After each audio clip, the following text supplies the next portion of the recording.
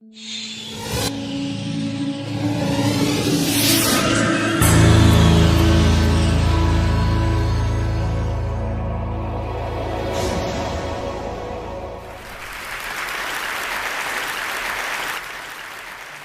I do, and everything I do professionally, my life, has been shaped by 7 years of work as a young man in Africa. From 1971 to 1977, I look young, but I'm not.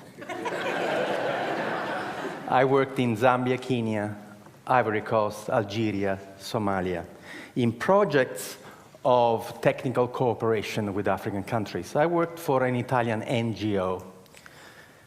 And every single project that we set up in Africa failed. And I was distraught. I thought, age 21, that we Italians were good people and we were doing good work in Africa. Instead, everything we touched, we killed. Our first project, the one that has inspired my first book, Ripples from the Zambezi, was a project where we Italians decided to teach Zambian people how to grow food. So we arrived there with Italian seeds in southern Zambia, in this absolutely magnificent valley, going down to the Zambezi River, and we taught the local people how to grow Italian tomatoes and zucchini. And of course, the local people had absolutely no interest in doing that, so we paid them to come and work, and sometimes they would show up. And we were amazed that the local people in such fertile valley would not have any agriculture. But instead of asking them how come they were not growing anything, we simply said, thank God we're here. Just in the nick of time to save the Zambian people from starvation. And of course, everything in Africa grew beautifully, and we had these magnificent tomatoes. In Italy, a tomato would grow to this size, in Zambia, to this size. And we could not believe. And we were telling the Zambians, look how easy agriculture is. When the tomatoes were nice and ripe and red, overnight, some 200 hippos came out from the river and they ate everything. And we said to the Zambians, my God, the hippos! And the Zambians said, yes, that's why we have no agriculture here. Why didn't you tell us? You never asked. I thought it was only us Italians blundering around Africa, but then I saw what the Americans were doing, what the English were doing, what the French were doing, and after seeing what they were doing, I became quite proud of our project in Zambia, because you see, at least we fed the hippos. You should see the rubbish. You should see the rubbish that we have bestowed on unsuspecting African people. You want to read the book? Read Dead Aid by Dambisa Moyo, Zambian woman economist. The book was published in 2009. We, Western donor country, have given the African continent $2 trillion American in the last 50 years. I'm not going to tell you the damage that the money has done. Just go and read her book. Read it from an African woman, the damage that we have done. We Western people are imperialist, colonialist, and missionaries. And there are only two ways we deal with people. We either patronize them or we are paternalistic. The two words come from the Latin root pater, which means father. But they mean two different things. Paternalistic, I treat anybody from a different culture as if they were my children. I love you so much. Patronizing, I treat everybody from another culture as if they were my servants. That's why the white people in Africa are called Bwana, boss. I was given a slap in the face reading a book, Small is Beautiful, written by Schumacher, who said, Above all, in economic development, if people do not wish to be helped, leave them alone. This should be the first principle of aid. The first principle of aid is respect. This morning, the gentleman who opened this conference lay a stick on the floor and say, can you imagine a city that is not neo-colonial? I decided when I was 27 years old to only respond to people. And I invented a system called enterprise facilitation, where you never initiate anything, you never motivate anybody, but you become a servant of the local passion, the servant of local people who have a dream to become a better person. So what you do, you shut up, you never arrive in a community with any ideas, and you sit with the local people. We don't work from offices. We meet at the cafe. We meet at the pub. We have zero infrastructure. And what we do, we become friends. And we find out what that person wants to do. The most important thing is passion. You can give somebody an idea. If that person doesn't want to do it, what are you going to do?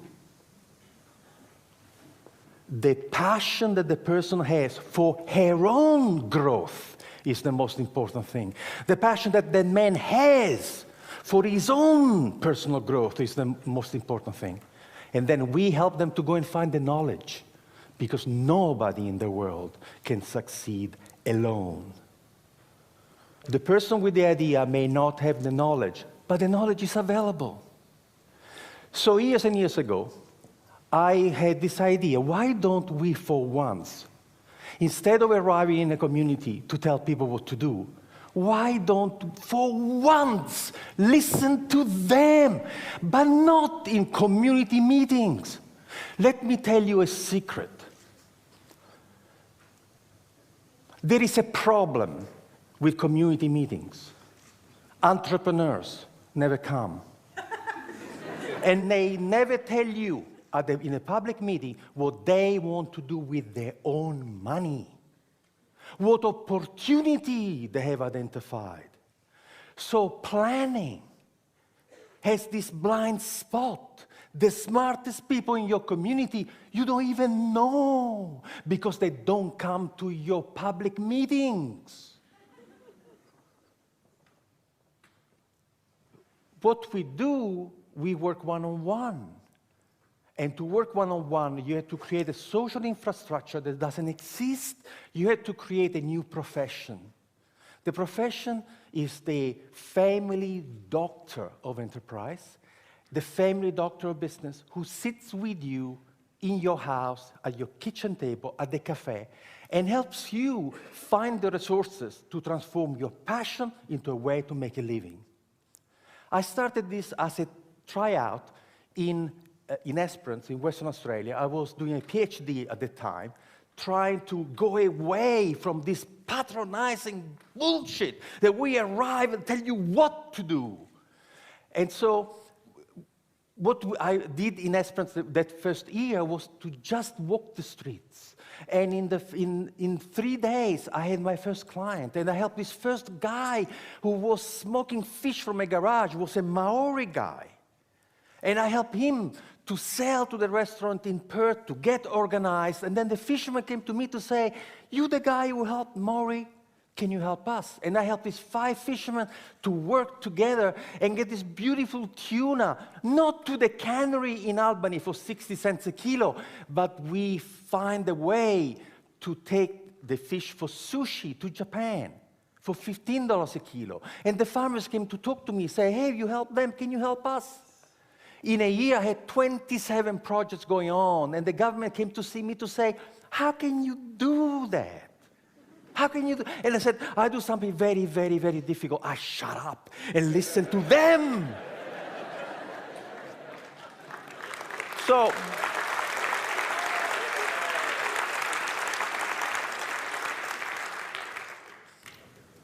the government says, do it again.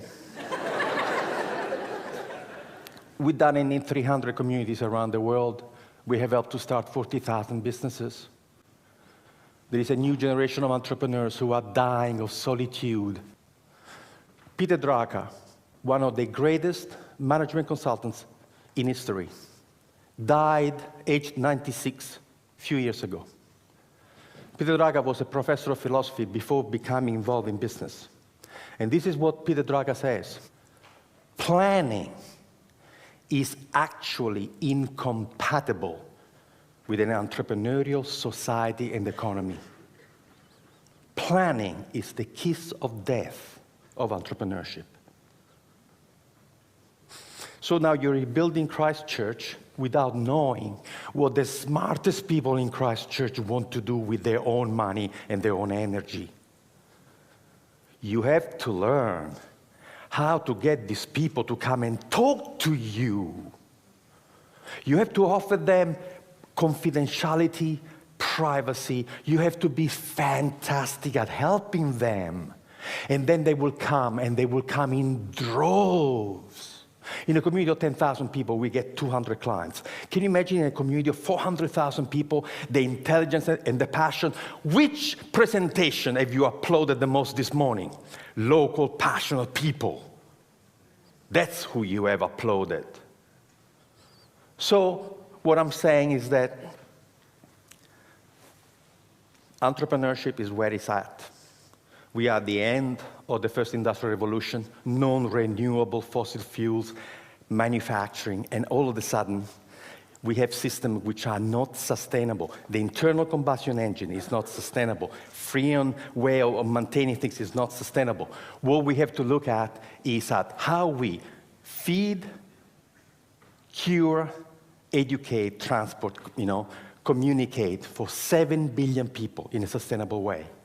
The technologies do not exist to do that. Who is going to invent the technology for the green revolution? Universities, forget about it. Government, forget about it. Would be entrepreneurs, and they're doing it now. There's a lovely story that I read in a futurist magazine many, many years ago. There was a group of experts who were invited to discuss the future of the city of New York in 1860. And in 1860, this group of people came together, and they all speculated about what would happen to the city of New York in 100 years. And the conclusion was unanimous. The city of New York would not exist in 100 years. Why? Because they look at the curve and say, if the population keeps growing at this rate, to move the population of New York around, they would have needed 6 million horses. And the manure created by 6 million horses would be impossible to deal with. They were already drowning in manure. So 1860, they are seeing this dirty technology that is going to choke the life out of New York. So what happens in 40 years' time, in year 1900, in the United States of America, there were 1,001 car manufacturing companies. 1,001. The idea of funding a different technology had absolutely taken over. And there were tiny, tiny little factories in backwaters, Dearborn, Michigan, Henry Ford. However, there is a secret to work with entrepreneurs. First, you have to offer them confidentiality, otherwise they don't come and talk to you. Then you have to offer them absolute dedicated, passionate service to them. And then you have to tell them the truth about entrepreneurship. The smallest company, the biggest company, has to be capable of doing 3 things beautifully. The product that you want to sell has to be fantastic. You have to have fantastic marketing. And you have tremendous financial management. Guess what? We have never met a single human being in the world who can make it, sell it, and look after the money. Doesn't exist. This person has never been born. We've done the research. And we have looked at the 100 iconic companies of the world: Carnegie, Westinghouse, Edison, Ford, all the new companies, Google, Yahoo. There's only one thing that all the successful companies in the world have in common. Only one. None was started by one person. Now we teach entrepreneurship to 16 years old in Northumberland, and we start the class by giving them the first 2 pages of Richard Branson's autobiography, and the task of the 16 years old is to underline in the first 2 pages of Richard Branson's autobiography how many times Richard uses the word I, and how many times he uses the word we. Never the word I and the word we, 32 times. He wasn't alone when he started. Nobody started a company alone. No one.